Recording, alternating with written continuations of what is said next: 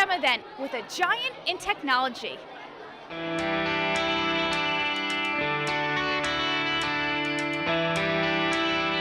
So raise your hand if you've coded before. Wow, okay, that's impressive.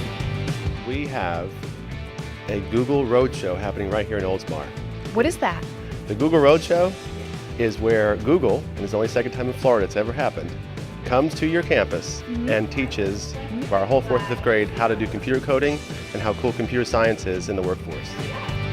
So today we're going to be doing our CS First Roadshow. So for the Roadshow, what we do is we actually bring kind of a coding boot camp for students. So what we do today is we're actually going to be using a programming language called Scratch. It's a visual programming language that uses like blocks, like puzzle pieces that create programs. I know, we made it flip. And a lot of this is to show like there's, coding is more than just ones and zeros. It's something that can be really fun, really interactive, and really exciting and creative. You see them like in front of the boat. They're not actually in This the all boat, right? happened with some influence from Congressman Gus Bilirakis. Well, I want them to reach for the sky. The sky is the limit. And if they're interested in computer science, I want them to start from now. And this is why it's good to start from elementary school and not just wait until high school. And there's so many opportunities in computer science. So share with us, why is this so important for your school? We've really been trying to increase students' exposure to STEM, and through STEM academies, through a coding club, through the IC3 Spark initiative this year, having some kids actually get certification. When I heard about this, it was too good to pass up. To have Google, who's obviously a world-changing company, come here, and with the support of our local government, or federal government really, it's just an amazing exposure for the kids to see just the hugeness of what computer science is. And the students love this event.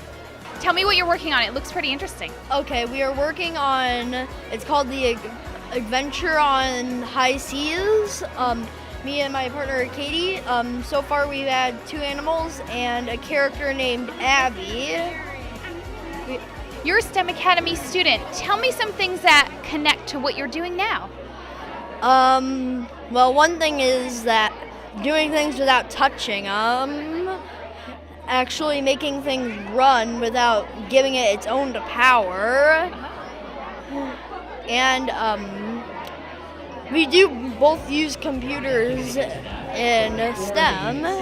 Yeah. Tell us, why is it important for you to share this Google message across the country to different grade levels, different school districts? Yeah, so we go to cities small and large all across the country, which is really exciting. And I think the big thing for this is that we really want to show that coding is something that we want to really inspire the next generation to get involved in.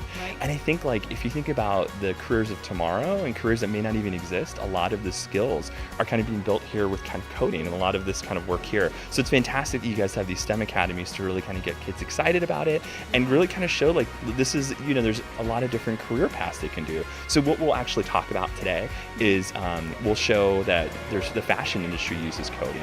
We'll show that the health industry uses coding. We'll show a lot of other really creative video games, of course, use coding. But we'll try to show a lot of different interesting ways that people can code and for future careers. So we think it's critical for folks to have these kind of skill sets, and we think it's really important to the jobs of tomorrow.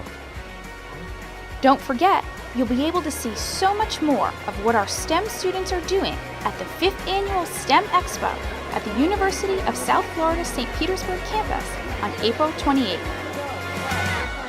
When we come back, we head over to the University of South Florida in Tampa, where our STEM students are getting some ideas for our expo from college students at USF. Science Rocks returns in a moment.